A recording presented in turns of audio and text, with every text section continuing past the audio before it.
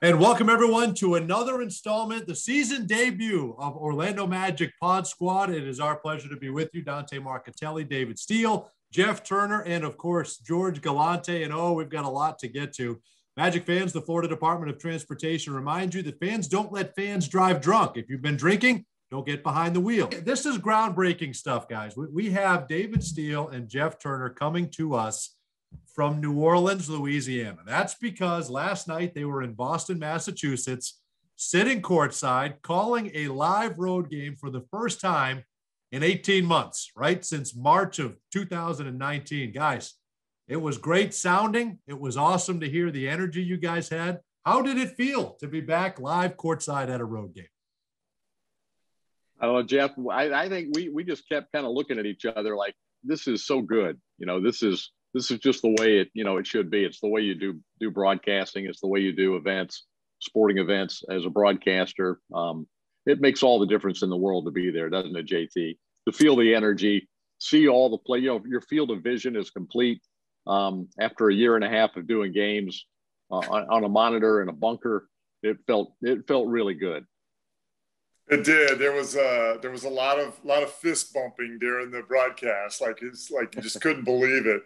But yeah, I think all those things, you forget, a couple of times Dave and I talked about it, it's like the field of vision. I mean, it just doesn't seem like it would be a big thing, but when you're limited to just what the camera shows you, it just changes things. You're able to catch so much more of the game, what the coaches are doing, what's happening away from the basketball. And then, the energy in the building, there's nothing like being in the TD Garden in Boston, even for a preseason game. Those people were hyped, man. They were all in. It was a competitive game. And so it was just a lot of fun. Perfect way to kick off the season, I think. The game wasn't televised. Let me tell you, Dante, before it was radio. It was radio only. Yeah. I was going to tell you one little example to what we're talking about. And this was a thought that occurred to me before the game started, because we're standing for the national anthem and we're just standing there courtside. And, a year ago in the bunker, we never would have seen any of this. We'd have been in commercial break.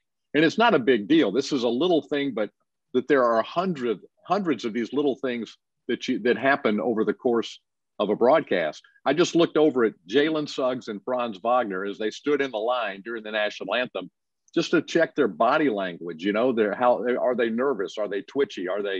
Is their head bowed? I don't know. Those are just, sure. You don't even use that in the broadcast, but it's just things that you absorb by being in the building. And I'll never take for granted again being live and in person broadcasting games. I don't think I had any kind of appreciation for how valuable that is.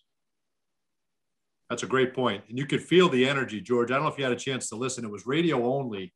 Boston did televise the game. So if you had League Pass, you could watch that. But, the first telecast for Bally Sports Florida will be on Sunday the 10th.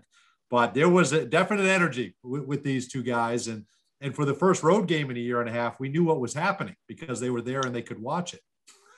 Well, I was opposite. I was watching on League Pass and I didn't, what I should have done is I should have turned done the old trick, turn the TV down and turn the radio up. But I kind of wanted to hear, I tend to hear you guys talk about our team all the time. And I sometimes like to get another opinion or, hear somebody else's voice.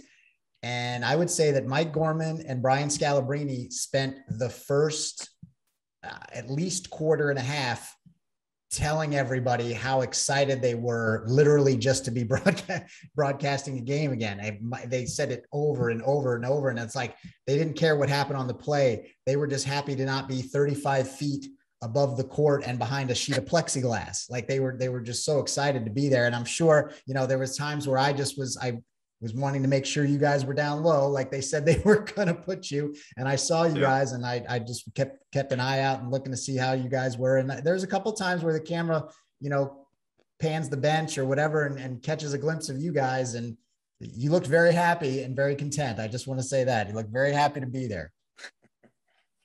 We were a little nervous when we arrived, Jeff, weren't we? At about what time we got there? We wanted to make sure we got there early enough to listen to Coach Mosley and Coach Udoka, their pregame comments. So we get there at what was maybe 5:20 for a 7:30 game. Yeah. And we thought we were broadcasting courtside. That's what, Dante and you, George, you guys assured us, Jake Chapman. Yeah, it's all set up. It's all good. So we get there to the table and there's a blank space where we're supposed to be, and there's nothing there. There's no person. No. It's 2 hours before tip off. So, but I know that we have a veteran guy that we've hired. I know the guy because he was a guy that I worked with when I did radio 25, 30 years ago, Doug Lane. So I knew Doug, if he got there 30 minutes before tip off, he would be able to pull it all off. And about 10 minutes later, Doug showed up. So we were good. But I have to say, we were a little nervous, weren't we, JT, when we got there and saw a blank space. The whole press row was filled with equipment, and our two little spots where we were working, there was not one item broadcast related sitting there. And then, we haven't been in these arenas and everything. So it's like, so you're looking for, okay, we got to find where do we go? A comfortable place, right? Well, what's the first thing you do? You find where the bathrooms are, right? Exactly. That's job number one. You gotta know where the bathroom is. So we decided, okay, well, we'll go to Boston Media Room. We know that, right? There's always lots of good food, get some clam chowder and everything like that. We go down. It's all new. It doesn't look anything like it. The bathroom that's normally was there right outside, it's gone. I don't know where it went. So now we're looking for bathrooms and food. Yeah. That's it. So that's the two things I spend most of my life doing. Food and bathroom. Game notes, David. You hadn't eaten or gone to the bathroom in about an hour and a half. So you got to find the next. You gotta make sure you're covered. You'll find Dante, as you get older, those things get very important. I'm sure. And George, you missed the line of the decade. The radio line, maybe in sports radio history, because for those that don't know, we don't have a studio, right? So these radio road broadcasts have to originate from somewhere. So Mike Sprysensky, our engineer wizard, outfitted Jake Chapman at his house. In an office in his house is where every road game will originate from. And right before halftime, David said Jake Chapman will be back from the Apopka Rental House spare bedroom studios. Oh, no. It was. I was dying. It was. That's accurate, though. Very accurate. Yeah, it was accurate. But everything went off without a hitch. But, guys, I would imagine, like riding a bike, getting back on the plane, on the buses. Oh, what part of that has changed for you? What do you think, Jeff? What's changed? It was fairly normal. Fairly normal. Surprisingly, you're wearing a mask everywhere on the buses and the hotel lobbies, and so that's really about the only thing that's different. George, I know last year they had more buses because there had to be social distancing, right? That's what we've heard. We had 4 buses last year everywhere we went. Even coming off the plane, we had 4 buses. And I think we're back down to 2, right? Are we back down to 2 buses? So a little more normalcy there. So that'll be nice. But you will find when you go to these other arenas, like things have shifted because I know even at our place, things are going to shift because you have to, one of the new requirements is we have to arrange for some type of room for the visiting media to have their, as opposed to under normal circumstances, if we were on the road, I would just bring the coach out into the hallway. Everybody would, huddle around the coach, and then our locker room would be open for the players. Well, the locker rooms are not open, and you have to stay somewhat of a distance from from a scrum situation. So so our media workroom, for example, is turning into the visiting area, for lack of a better term, because our building just doesn't have another room where you could do that. As big and nice as the Amway Center is, which it's just not anything convenient to the visiting locker room. So you'll even notice that on Sunday when you guys come home from this trip, that our workroom will have a little different setup than it normally is. And I think the food situation is probably going to be different as well. And there's a lot of things are going to have to be different for the time being. But the bathrooms are in the same place. Bathroom, yeah, I can't do anything about the bathroom. The bathrooms are exactly where you left them. So the visiting Zoom setup, they're gonna love it when that ice cream machine kicks in. On the, I think we're gonna have to unplug. I think we're gonna have to unplug the ice cream machine. I think we are. You know, David, there was a concern, and Jeff, you too. I guess now that you find out that you guys can broadcast from an empty arena out of necessity because of COVID, I know there was the concern that, well, that might be what teams do moving forward. You just might make the decision to not have broadcasters go on the road. Can you guys just touch on why it's so important? I know you did a little bit, but why it's so important to be there, and why that would make your jobs even harder? Go ahead, Jeff. I know you've got. I know we've talked about it a lot, so I know you've got good thoughts on that. Yeah, I mean, I think that's, we've talked about, the benefit of being there and seeing the game live and using your own perspective to call the game. But there's so much more. I think as broadcasters, one of the things that, people want is we've got to be current. We've got to know these guys. We've got to develop relationships, and we can't do that if we're traveling. If we're not traveling, if we're not around them.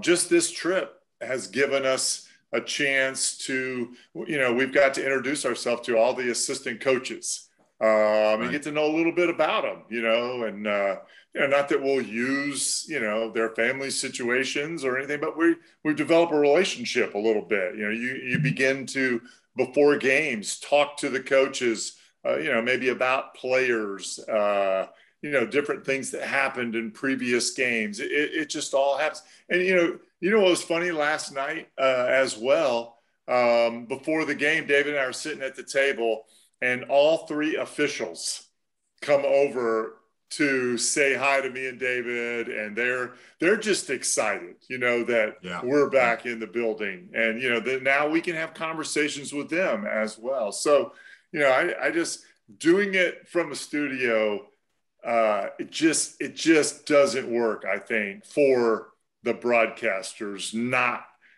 to be like that. Did we do it? And people will say, well, they didn't tell the difference. We knew the difference, right? Sure, and I just feel like last night, I just felt like, David and I are rolling, and we're into the game, the energy. It's just better. David, I'm assuming you'll echo all of that, but it's just better when we're there. You pointed it out. I think that's where you were kind of going in the beginning, Dante, that there was a fear, I think all of us in the NBA and probably all around broadcasting, all sports, there was a fear that it would sound so good and it would be okay to such a degree that there might be maybe some financial benefit and, the rights holders to keep broadcasters away from the arenas. But, and I think that, we definitely showed that we can pull it off. I mean, there's no question about it. If you have to do it, it's certainly doable, and it sounds okay. It sounds good. You can make it work. But I don't think there's any doubt. I think everybody agrees, and especially broadcasters certainly agree. But I think what's been heartening is that the rights holders seem to understand that announcers need to be in the buildings too. So I think in most cases, teams are trying to get their announcers back out with their ball clubs, recognizing how important it is. So that's a good thing. So we did it. We're glad we did it. We know we can do it, but let's don't ever. We don't ever want to do it again. Let's don't ever do it again. George, George, at the end of the day, we're all going to be salty broadcasters, right? So we give this till what? February, this excitement? This new I give it till Thanksgiving. I give it till Thanksgiving. And then they'll get sick of, it already happened, right, guys? What time did you guys get into New Orleans last night? Yeah. I didn't turn the light out till it was 3:15 Central Time, I guess, 3:20. That's Central Time too. That's a doozy of a night. That's a long night. Does that hit you different after 18 months? Does that hit, or is it like riding a bike? No, it hit us not really. like riding a bike with no seat. Crashing into a wall. Little bit of news, guys, and George, you guys all know this, but I won't be traveling this year except for a couple of road trips. So it's going to be a little bit of a change for me. We have a beautiful brand new studio in Tampa.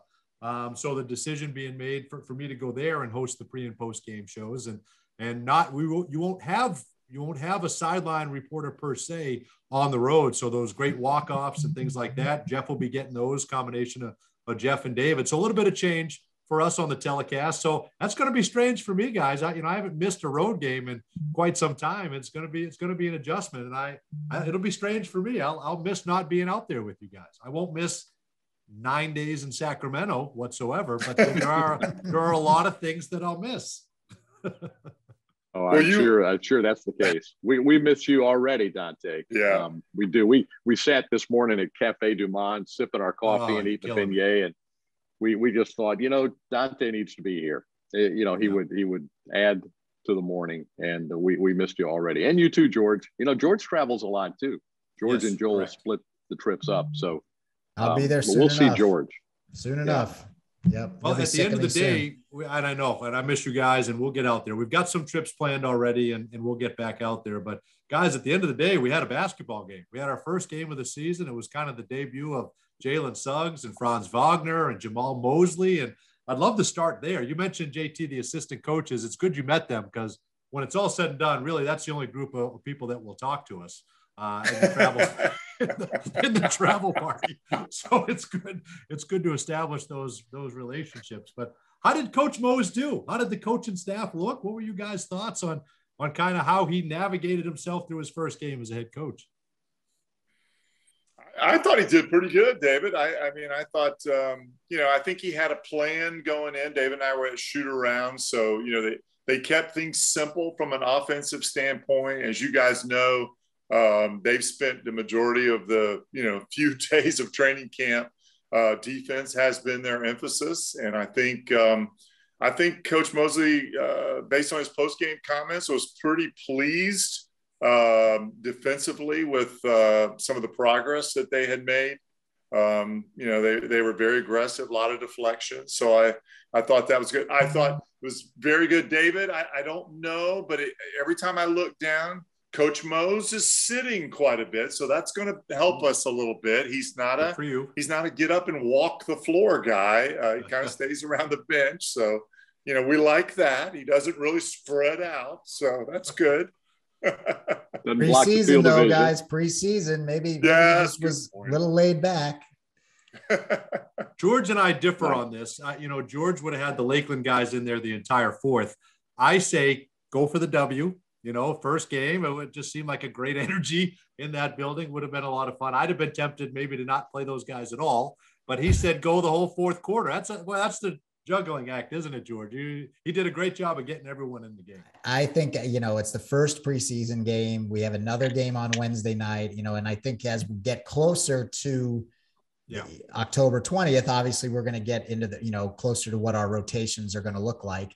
And I think for the first preseason game, you got to get all 20 guys out there. If you obviously we had injured guys that couldn't play, but everybody that's on the roster has got to play in that first one. You got to put guys out there. I was actually surprised to still see some guys out there in the fourth quarter.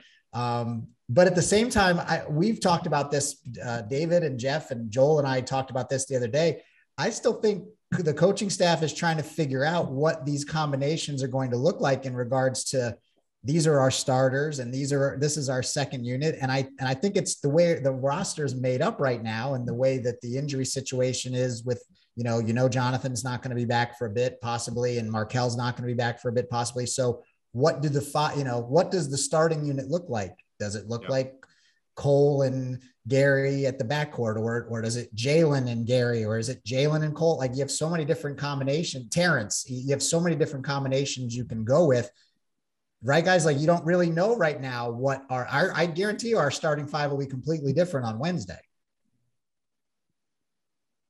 Yeah, I think he'll try some different things. I think the Boston game, I think he set the starting five up because he wanted to have some veteran guys in with Jalen and Franz, right? Like, so having Terrence and Gary in there next to those guys gives them, some guys that have some experience that can score the basketball. So I think that worked for him. But I think you're right. I think he could, totally change that up Wednesday against New Orleans. It's interesting, Dante, George, that it's the thing about putting the guys at the end of the bench in with 5 minutes left, from a coach standpoint, my first thought was, well, you don't know, like those guys have worked hard in camp. Sure. They've been there. Who knows how long they're going to be on the roster. They're going to have to trim it down, and it may be the end of this week for all we know. So you want to get them in. But that wasn't the case on the Boston sideline. They didn't get those guys in. Udoka was going for the W in his first win. So it felt like with the fans, the fans, with Udoka, with everything going on, it felt like that meant a lot to them. Not that it didn't to us, but it felt like that. It had a feeling and a sound like it meant a lot to them to win that game, which I thought was kind of cool. If you're Coach Mosley, right? That's about all you could ask for in your first preseason game. Yeah. David and I talked about it this morning. There would have been a benefit, I think, of having those last 5 minutes to navigate that, to learn how to play in those clutch, to have. We're talking about an end of game situation. You guys are agreeing with me. You guys are agreeing with me. There's a benefit there. But on the other side of it, as a coach, you got to, it is, let's just say you're going for the W, and and so-and-so turns his ankle on the floor and rolls his ankle. We're like, what the heck are you doing? It's just a preseason. First preseason game, he's already got him out there with 3 minutes to go, rolling his ankle, so you can win. No, totally. Thanks. No, we totally get that. And it's great. I think it's fun to see. With 5:11 left, I believe that was what the clock was. Yeah. Right. That's when Jamal pulled it. We were up 5 points. And I thought for sure that Udoka, he had 6 guys over there that hadn't played. And they played, I think he played 12 or 13. We played 15 or 16. So he made the decision. I'm talking about Ime Udoka. He made the decision right there that he wanted to win that game. Yes, because, he did. I think ordinarily, to your point, George, it's the first preseason game. You got to get guys in. He didn't do that. We did. I think probably if you ask Jamal might have been expecting Udoka to do the same thing, and finish out the game like that. But he didn't. He wanted to win it. And I tell you what, my adrenaline was going pretty good because that it didn't really tick me off. But I thought, Boston's trying to win this thing. The crowd's into it. This would be so great if these guys could just hang on and get the win. Teskey hit a big 3. He made a couple of really nice passes on backdoor cuts. And the bench, all the players, again, when you're in the building, it's totally different. I go back to than being in a studio broadcasting the game, but we got caught up in it. Our players were standing. Every player on the bench was up cheering. And the guys on the floor were just working so hard to win the game and not let one slip away, because they knew, they're the third. It's the third unit. They know they're up against Boston's second unit pretty much, which, by the way, is chock full of solid NBA players. That was a pretty good team that was on the floor. Yeah. So I was really hoping we would pull it out. But, I understand both arguments. I don't think you're wrong either way. But I was just hoping I was hoping we would win that game. That's all. And I'm sure he was too. Great. And I'm sure Coach Mosley, and it doesn't mean anything, but it just would have felt good at the moment. Absolutely. And listen, I'm sure he would. I think we can all agree. The one thing we were not rooting for was overtime. I think we can all agree there, right? It's a 1 point game though, George. So you never know. Somebody gets fouled. Something goofy happens. Like I just no preseason, no overtimes in preseason. You got to figure it out after 48 for me in the preseason. Yeah, I agree. Those of us that were flying to New Orleans after the game didn't want to. Yes, that's right. No way. That's right. No way. Well, give us some insight. Give us some insight, guys. I mean, no one loves way overreacting to one preseason game more than I do. I love it, right? I think we've got the whole thing figured out, right? We know who's going to be good and who isn't. But we've got a little bit of a body of work. You guys went to every training camp, the practices, like kind of give us some behind the scenes on maybe some guys that stood out to you that you never got to watch training camp last year. So this must have been fun to see all this. Go ahead, David. Oh yeah, I was just impressed with how organized the team was.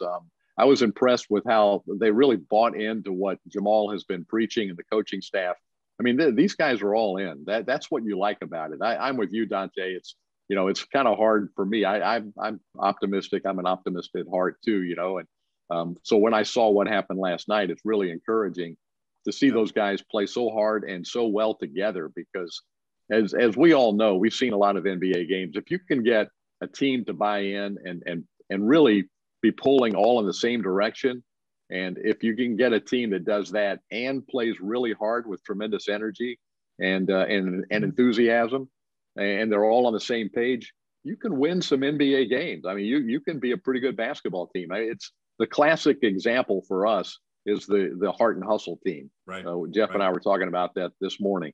There wasn't an all-star on that team, but there was just a bunch of guys that played well together, and they liked each other. They liked playing together, and they played hard every single night. So that's what we saw last night. If Jamal Mosley, who's a great communicator and a great motivator, and his staff, if they can catch that, then we're going to have a lot of fun this year.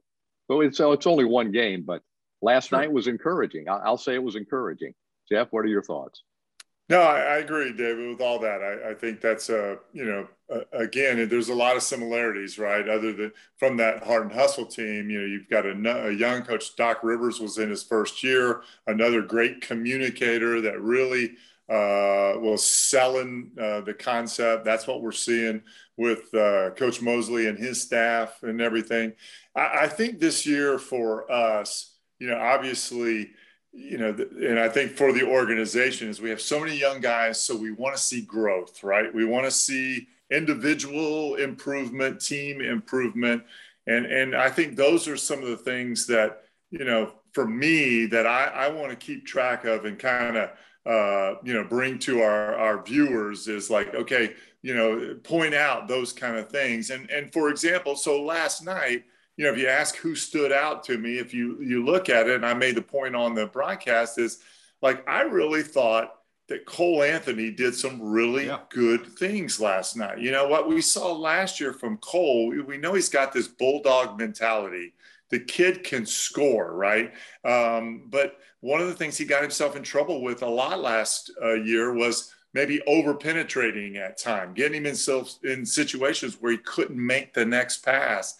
I thought he controlled the game when he was in there. He got everybody involved. And then when it was his time, when he got matchups, you know, down the stretch when they were trying to switch with Enes Kanter on him, I mean, he took full advantage of it, right? And got himself to the rim. He got knocked down a couple of big threes with that matchup. So those are kind of I mean, it's one game, obviously, but, you know, David and I talked about it from your freshman to your sophomore year in the NBA. You know, what kind of improvements are you going to make in jumps? And that was one that stood out to me. I thought, you know, and Cole's talked about this, right? That he's learning how to change speeds a little bit, not just going 100 miles an hour all the time. So you know, that's one thing. And, you know, those are some things I think that we'll try to highlight during the year as the season progresses. You know, it's interesting, Jeff. I've seen all the pictures. I was at training camp a couple of times as well, and I've seen all the pictures since then and the videos. There seems to be just a youthful exuberance about this team, and it's almost like they don't know what they don't know, right? Everybody in the world says they're going to win 22 games, right?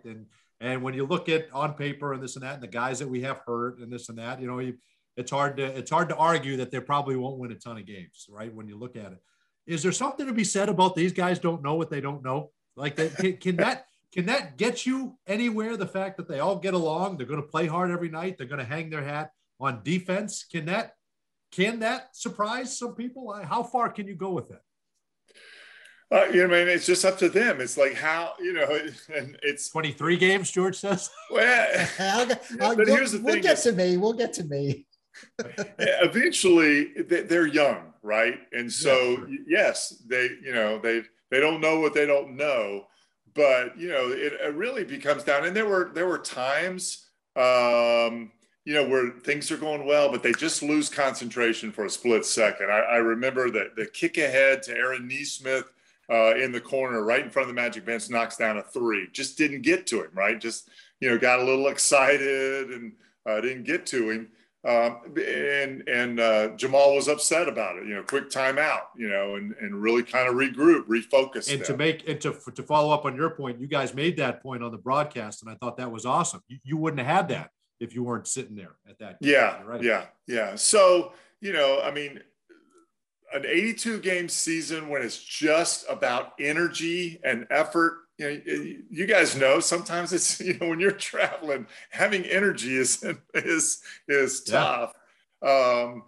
So, I think we're going to take some lumps. Obviously it's hard to win in this league when you're young. But I think if you've got that, if you've got the energy and the effort for the most part, I think it's a fun group to watch. And I think you do get caught up in all of the, their excitement and things. And I think that's good for us.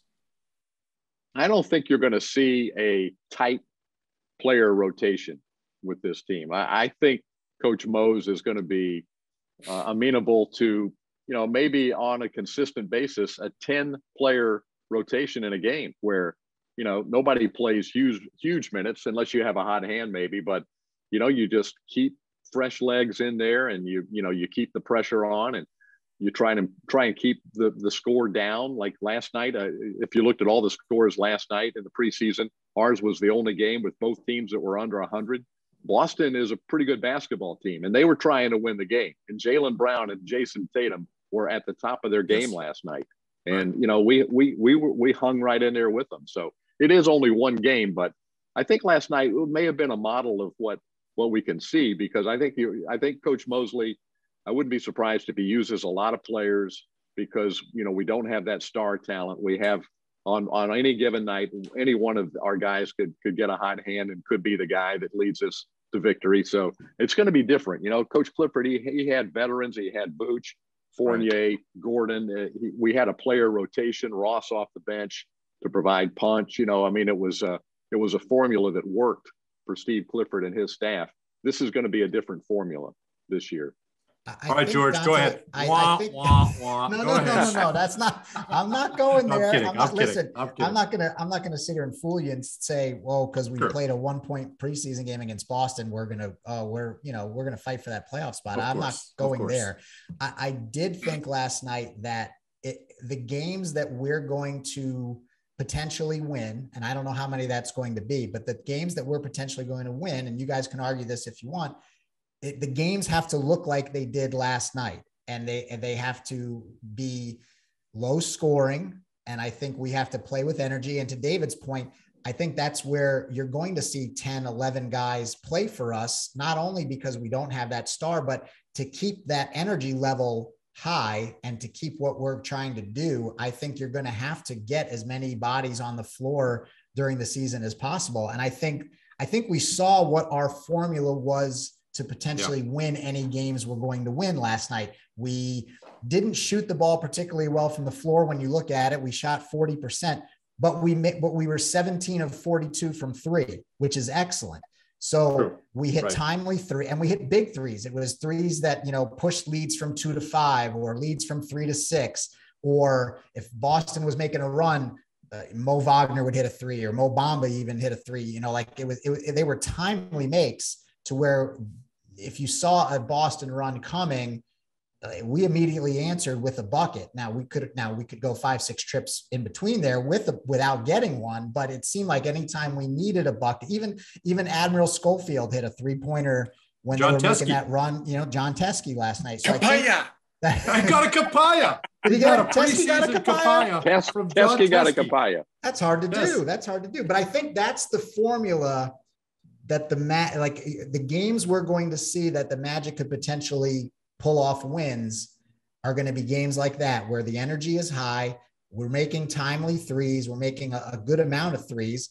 And I think early in the season too is when the Magic can try to get some wins strictly because, maybe other teams aren't ready for what we have yet. They don't really know what our rotations look like. They don't know what Franz Wagner can necessarily do, or they'll have their scouting reports, but it's the games early on in October and early November that are the ones that are there to potentially steal. I think that gets harder to do in December and January and February, when we're seeing teams maybe for the second or third time, or scouting reports have gotten better on what we have at that point. So I think your keys for any wins are the style of play that we played last night, and getting as much as you can in those first 2-3 weeks of the season, trying to get as many of them as you possibly can. Because then when it comes to January, it might get a little dicey.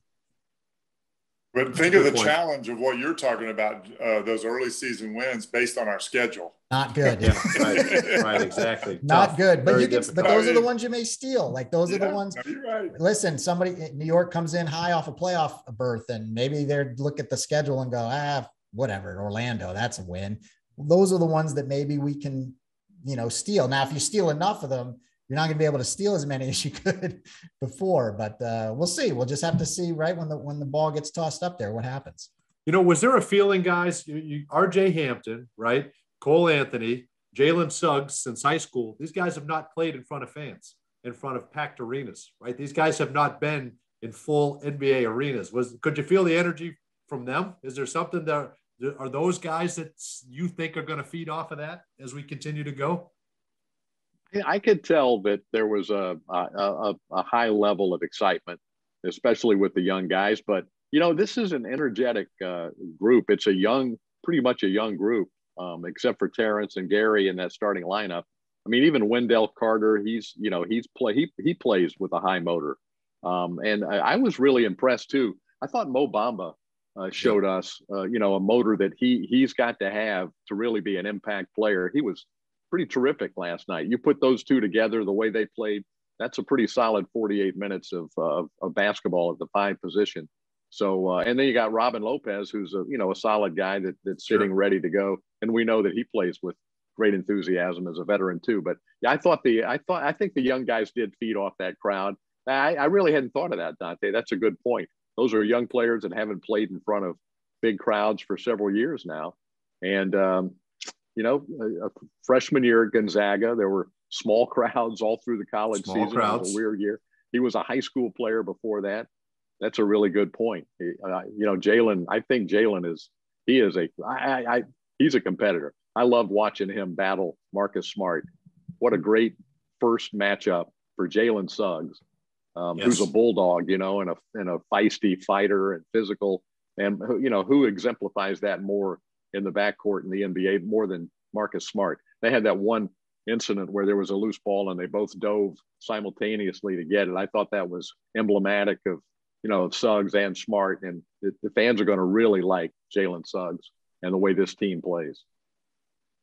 All right, 2 more things, and then we'll get out of here. But I had, you mentioned Mo Bamba, so we can go there. Mo Bamba and Wendell Carter. These are 2 guys that are up for an extension, right? I think you have till October 18th to reach some sort of a contract extension. And then if not, you have to table it until next season. So obviously they have that on their mind. They'll say they don't, but that's an ongoing negotiation, which we're not privy to any of those conversations. But from a competitor standpoint, those 2 guys trying to emerge and capture minutes, I'm sure they both want to be starters. That's going to be a fun battle, isn't it? That battle in the middle between Bamba and Carter, both coming out of the same draft. One was 6, one was 7. I mean, that's only going to help the way those 2 guys push each other, isn't it? I think so. I actually do. Again, to David's point, I was impressed with Mo last night. The biggest thing is, I think maybe going into the offseason, we talked a little bit about each guy, and I think I made the point that Mo's got to work on his conditioning is something that he's got to come in great shape. And I tell you, he was changing ends pretty quickly, doing a good job. We've seen it in training camp a little bit. Wendell just has more experience, right? Like he's, from when he started playing basketball, the coaching he got and everything, I think he's a little ahead on the game from an experience standpoint. But there's, if Mo can play with that kind of energy, with his size and length, the ability to change shots, 4 block shots in the game against Boston, really doing some good things, going after rebounds out of, there weren't rebounds that were just right in his space. He was going and getting them.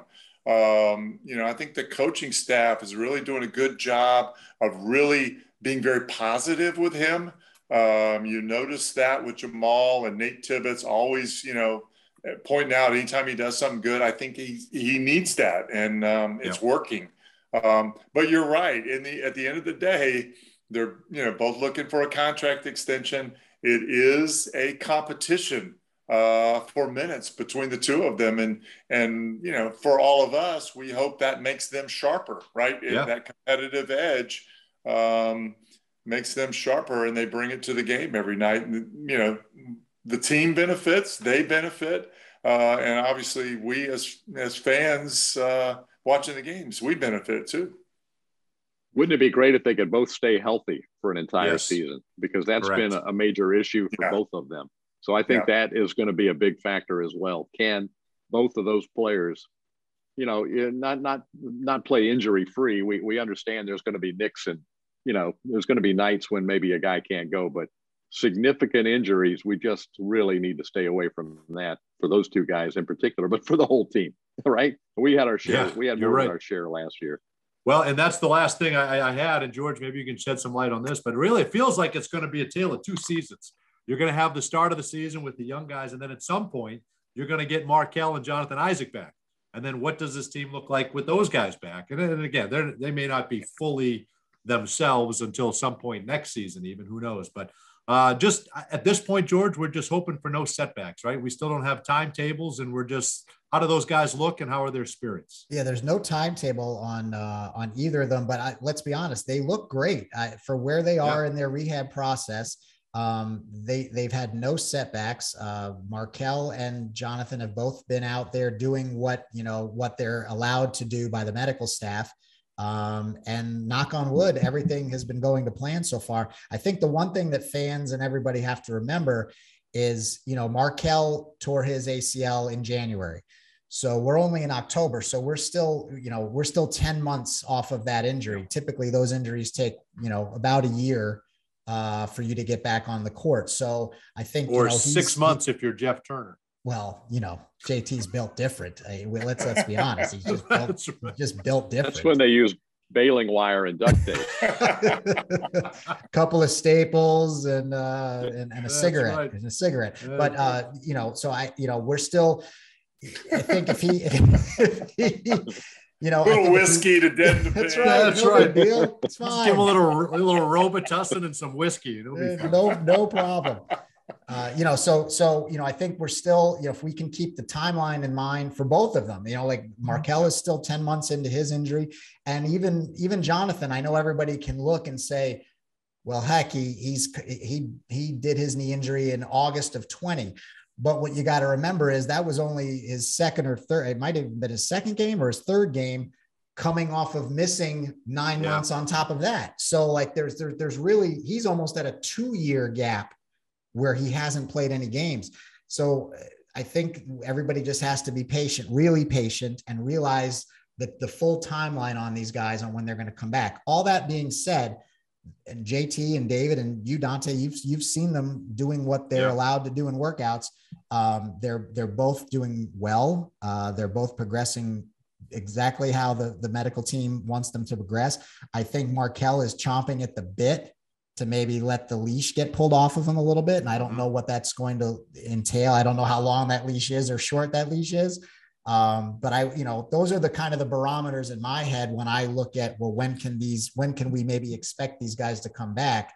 I think you have to keep all of those things in mind, despite, the timeline with Markelle getting hurt in January and Jonathan, almost missing essentially 2 years, because of the time missed before and the trauma that caused. So, knock on wood, we'll see these guys, hopefully soon. And you're right. I think that will change what the team looks like whenever those guys are back. Obviously, it pushes a couple of guys back down the order a little bit. Sure. And gets these guys on the floor. But that's a good thing, right? Because you can never have enough talent. You can never have enough players. And we know how this is going to work. Somebody at some point is going to go down and you need somebody to step up. Right. So, knock on wood, hopefully all these guys will stay healthy by the time Jonathan and Markelle can come back. And then we really have all the ammo that we're supplied with. And there's one other injured player we haven't mentioned, Chuma Okeke, who is close. And we expect to see much sooner than Markelle and Jonathan. And I thought Franz Wagner did a good job. I think what you see with Franz is he's not going to hurt you. He's solid. You know, he makes the right basketball play. That's what we've heard about him. That's what we saw last night on a big stage against a high quality NBA team. So, you know, I feel really good about Franz too, as a player going forward. And Mo Wagner played that 4 spot pretty well too. So you've got Franz, you got Mo, you got the Wagner brothers, and you've got Okiki coming back from injury, and Jonathan Isaac at some point coming back from injury. And all of a sudden, you've got some depth at that position. And MCW as well. You have MCW that I also forgot. You know, these are all guys that at some point they'll be back for us. They will be back. It's all I ever wanted my high school coach to say is Dante won't hurt us. That's all I ever wanted. I didn't want anything more. We can put him in. All right. Lastly, first meal on the road was Sailoft. Was it Sailoft? Did you go to Sailoft in Boston? No, they threw us a curveball, didn't they, JT? Yeah. We're a little further away now with new hotel, and so new area of Boston. Yeah. Where was it? Where were you guys staying? South Boston. We're down near Fenway Park. Yeah. Okay. Oh yeah. Fenway All right. Park. You know that area, Dante. So you went and just got a Fenway Frank and called it a day? We had a lobster roll for lunch. That's a good choice. Lobster on a roll. That's where we went. Cup of chowder. I love it. We did okay. We managed. It's great. You guys all right. You've never seen a man so happy. Now think about David Steele. Right. Hated doing the broadcast, you know. Right. Remotely, so excited to be. We had a great game. It was a good broadcast. We get to the airport. I get on the plane before David, and the first thing the guy says to me, he's like, "Would you like a cup of chowder?" And I said, "Yes." I said, "No way." I said, "There's a guy going to be walking down the hall, through the plane." I said, "When you say that to him, I want you to see how excited he gets." Guy says, "Sir, would you like a chowder?" And David was like, "Chowder? Are you kidding me? It doesn't get any better than this." You should have recorded that. We should have had that on tape. That is amazing. We needed that on video. Man. The backstory is it's kind of a joke among all of us. I've been asking for soup. I've been asking for soup on the plane for how many, 10 years, 15 years? 24 years. Can we just get a cup of soup? You know, they have all this stuff, and all I want is just, you know, it's late. You don't want to eat. I don't want to eat heavy food. Just a cup of soup, even if it's just beef broth. Just bring me a cup of soup. So here we go. Why that hasn't been an option. I can't imagine. And we had it's about the worst thing you could serve on a plane, and number two, I think it'd be soup for just one, wouldn't it? Was he? I guess. Jeff, was he singing chowder though? Everybody was down the road. Dante. Going down the runway was David. No, I bet. So the cups, Dante, George, the cups were really small, right? So the flight attendant comes back and said, "Sir, would you like some more?"